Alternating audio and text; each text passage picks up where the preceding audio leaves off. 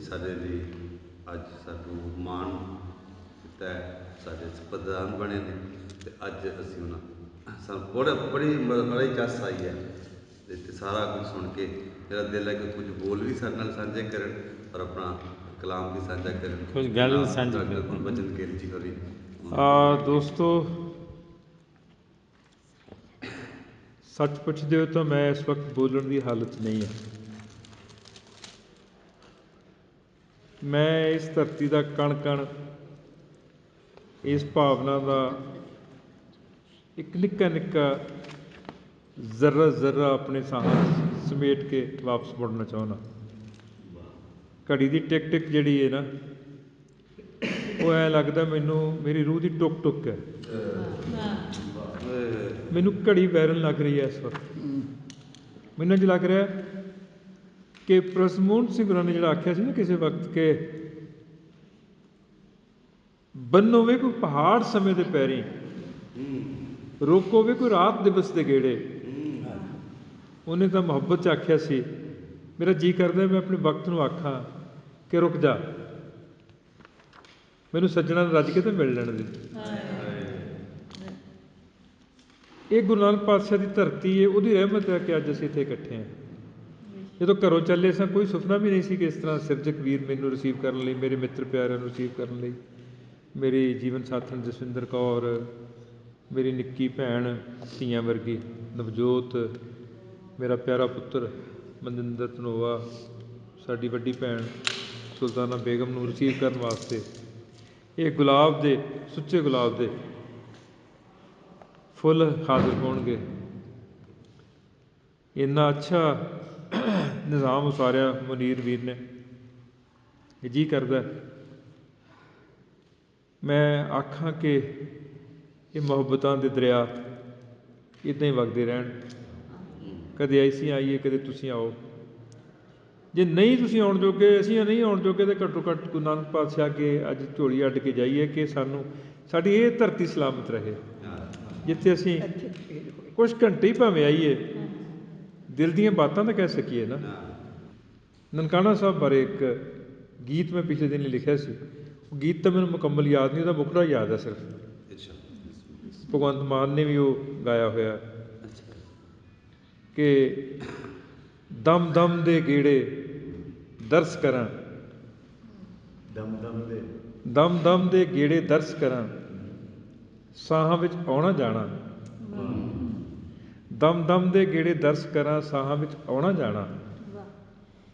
ਮੇਰੇ ਮਨ ਮਸਤਕ ਵਿੱਚ ਵੱਸਦਾ ਏ, ਮੈਥੋਂ ਦੂਰ ਨਹੀਂ ਨਨਕਾਣਾ। ਦਮ ਦਮ ਦੇ ਗੇੜੇ ਦਰਸ ਕਰਾਂ, ਸਾਹਾਂ ਵਿੱਚ ਆਉਣਾ ਜਾਣਾ। ਮੇਰੇ ਮਨ ਮਸਤਕ ਵਿੱਚ ਵੱਸਦਾ ਏ, ਮੈਥੋਂ ਦੂਰ ਨਹੀਂ ਨਨਕਾਣਾ। ਜਾਂ ਜਿਹੜੀ ਮੈਂ ਤੁਹਾਨੂੰ ਦੱਸੀ ਗੱਲ ਕਿ ਜਦੋਂ ਮੈਂ 2008 'ਚ ਗਿਆ ਅਤੇ ਉਦੋਂ ਬਾਅਦ 'ਚ 12 'ਚ ਗਿਆ, ਅਤੇ 12 'ਚ ਮੈਂ ਨਿਊਯਾਰਕ ਤੋਂ ਫਲਾਈ ਕਰ ਰਿਹਾ ਸੀ ਸੈਨ ਫਰਾਂਸਿਸਕੋ ਜਾਣ ਵਾਸਤੇ। ਉੱਥੇ ਕਾਨਫਰੰਸ ਸੀ, ਸੁਰਜੀਤ ਪਾਤਰ ਜੀ ਗਏ ਹੋਏ ਸੀ, ਸੁਖਵਿੰਦਰ ਅੰਮ੍ਰਿਤ ਸੀ, ਵਰਿਆਮ ਸਿੰਘ ਸੰਧੂ ਸੀ। ਉੱਥੇ ਮੈਂ ਉਹ ਇੱਕ ਗੀਤ ਸੁਣਾਇਆ ਜਿਹੜਾ ਕਰਤਾਰਪੁਰ ਸਾਹਿਬ ਬਾਰੇ ਅੱਜ ਮੈਨੂੰ ਉਹ ਵੀ ਬੜੇ ਦੋਸਤਾਂ ਨੇ ਗਾਇਆ, ਮੈਂ ਤੁਹਾਨੂੰ ਘੱਲਾਂਗਾ। ਸੁਰਿੰਦਰ ਸ਼ਿੰਦਾ ਨੇ ਗਾਇਆ, ਜਸਵੀਰ ਜੱਸੀ ਨੇ ਉਹ 'ਚ ਗਾਇਆ। ਹਾਂ, ਉਹ ਮਤਲਬ ਉਹਦੇ 13 ਬੰਦ ਨੇ, 13 ਦੇ 13 ਬੰਦ 13 ਸਿੰਗਰਸ ਨੇ ਗਾਏ। ਉਹਦੀ ਕਮਾਲ ਇਹ ਹੈ। ਹਾਂ, ਉਹ ਸ਼ੁਰੂ ਇੱਥੋਂ ਹੁੰਦਾ ਕਿ 5 ਸਦੀਆਂ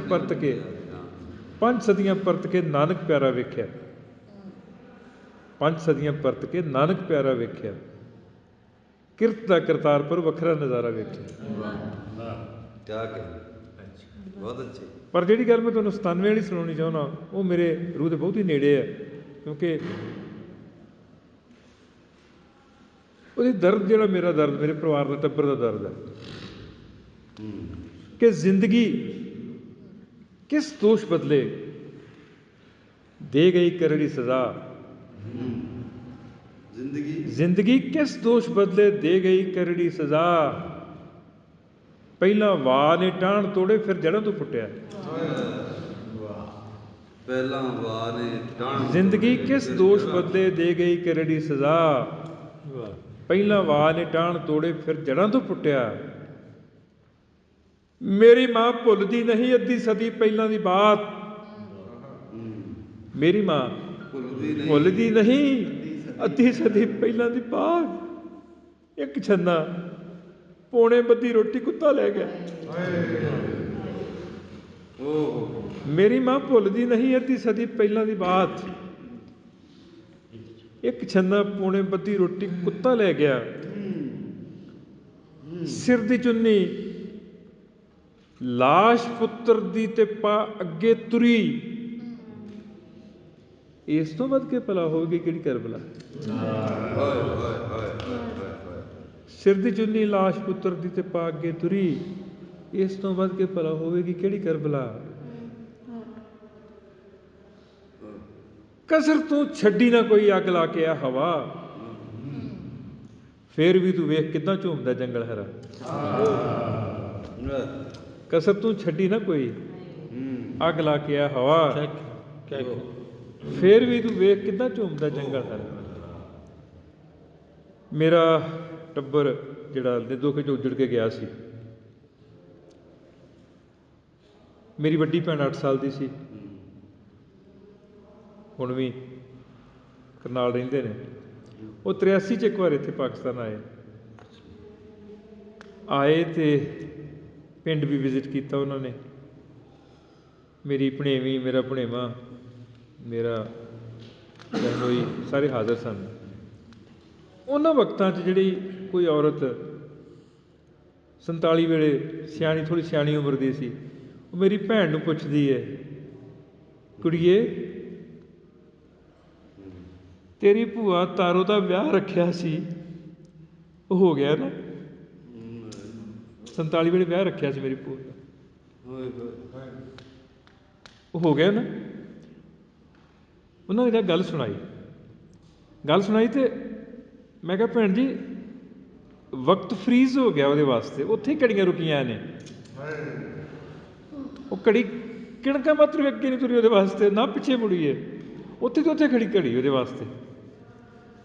ਉਹ ਮੇਰੀ ਭੂਆ ਦੀ ਸਹੇਲੀ ਸੀ।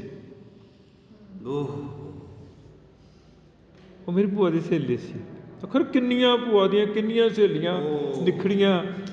ਤੇ ਮੇਰੀ ਸੱਸ ਜੀ ਦੀ ਉਮਰ ਇਸ ਵੇਲੇ 95 ਸਾਲ ਆ। ਉਹ ਆਏ ਇੱਥੇ, ਫੁੱਫੜ ਜੀ ਮੇਰੇ ਸਹੁਰਾ ਸਾਹਿਬ ਤੇ ਮੇਰੇ ਸੱਸ ਸਾਹਿਬਾ 95 'ਚ ਜਥੇ 'ਚ ਆਏ। ਮੇਰੇ ਇੱਕ ਦੋਸਤ ਨੇ ਜਤਿੰਦਰ ਸਿੰਘ ਭਿੰਡਰ,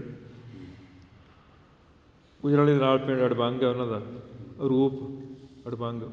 ਉਹਨਾਂ ਦੀ ਹਿੰਮਤ ਸਦਕਾ ਉਹ ਬਾਪੂ ਜੀ ਨੂੰ ਉਹਨਾਂ ਦੇ ਜੱਦੀ ਪਿੰਡ ਨੱਤ ਲੈ ਗਏ। ਬੀਬੀ ਸਾਡੀ ਉੱਥੇ ਰਹਿ ਗਈ, ਨਾ ਜਾ ਸਕੀ ਨਾਲ। ਬੀਬੀ ਜਾ ਕੇ ਉਲਾਂਭਾ ਦਿੰਦੀ ਹੈ, ਜਸਵਿੰਦਰ ਦਾ ਨਾਂ ਘਰ ਦਾ ਨਾਂ ਗੁੱਡੀ ਹੈ, ਕਹਿੰਦੀ ਗੁੱਡੀਏ ਦੇਖ ਲੈ ਤੇਰੇ ਬਾਪੂ ਜੀ ਮੈਨੂੰ ਭੂਆ ਆਇਸ਼ਾ ਨੂੰ ਨਹੀਂ ਬੁਲਾ ਕੇ ਲਿਆਏ। ਜਦੋਂ ਅਸੀਂ 2 ਸਾਲ ਪਹਿਲਾਂ ਆਏ, ਅਚਨਚੇਤ ਸਾਨੂੰ ਰੁਖਸਾਨਾ ਔਰ ਇਹਨਾਂ ਦੇ ਪਤੀਦੇਵ ਮਿਲ ਗਏ, ਆਸਿਫ ਸਾਹਿਬ, ਅਚਨਚੇਤ ਕਾਨਫਰੰਸ ਦੇ ਵਿੱਚ। ਸਾਨੂੰ ਲੱਗਾ ਕਿ ਸਾਡੀ ਕੋਈ ਆਪਣੀ ਭੈਣ ਤੁਰੀ ਫਿਰਦੀ, ਗੁਆਚੀ ਭੈਣ ਤੁਰੀ ਫਿਰ ਲੱਭਦੀ ਫਿਰਦੀ ਸਾਨੂੰ, ਵੀ ਇਹ ਸਾਨੂੰ ਲੱਭਦੀ ਹੈ। ਅਸੀਂ ਪੁੱਛਿਆ ਤੁਸੀਂ ਭੈਣ ਜੀ ਕਿੱਥੋਂ ਆਏ ਹੋ? ਕਿ ਸਰਗੋਧੇ ਤੋਂ ਆਈ ਹਾਂ।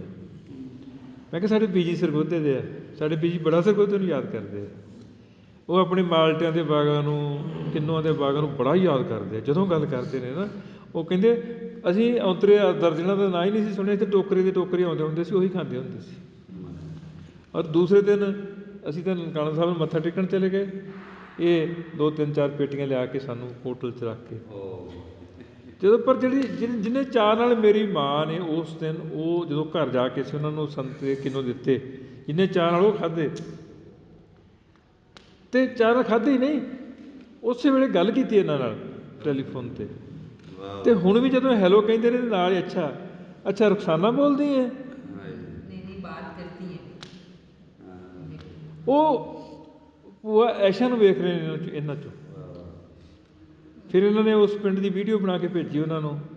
ਮਾਤਾ ਦੀ ਉਹ ਪ੍ਰਾਈਡ ਪੋਜੈਸ਼ਨ ਆ ਉਹ। ਸੋ ਇਹ ਜਿਹੜੀਆਂ ਧਰਤੀਆਂ ਦੇ ਚਾਅ, ਦੁੱਖ, ਨਹੋਰੇ, ਹਟਕੋਰੇ ਸਾਰਾ ਕੁਝ ਸਾਂਝੇ ਨੇ ਨਾ, ਇਹ ਆਪਣੇ ਆਪ 'ਚ ਕੁਛ ਵੀ ਨਹੀਂ ਹੈ, ਪਰ ਅਸਲ 'ਚ ਦੌਲਤ ਵੀ ਸਾਡੀ ਇਹੀ ਹੈ। ਜਿੱਦਣ ਇਹ ਮੁੱਕ ਗਏ ਉਦੋਂ ਅਸੀਂ ਵੀ ਸਰਵਾਈਵ ਨਹੀਂ ਕਰਾਂਗੇ। ਸੋ ਮੈਂ ਸਮਝਦਾ ਕਿ ਅੱਜ ਨਨਕਾਣਾ ਸਾਹਿਬ ਦੇ 97 ਵਾਲੀ ਉਸ ਕਵੀ ਦਰਬਾਰ ਤੋਂ ਬਾਅਦ 'ਚ ਕਰਤਾਰਪੁਰ ਸਾਹਿਬ ਦੀ ਧਰਤੀ 'ਤੇ ਮੁਨੀਰ ਤੇਰੀ ਹਿੰਮਤ ਸਦਕਾ ਪਿੱਤਰਾ, ਅਸੀਂ ਚਾਹੇ ਥੋੜ੍ਹੇ ਹਾਂ ਬਟ ਵੀ ਆਰ ਮੈਨੀ, ਅਸੀਂ ਥੋੜ੍ਹੇ ਨਹੀਂ ਹਾਂ। ਸੋ ਮੈਂ ਸ਼ੁਕਰਾਨਾ ਕਰਦਾ ਅਫਜ਼ਲ ਦਾ।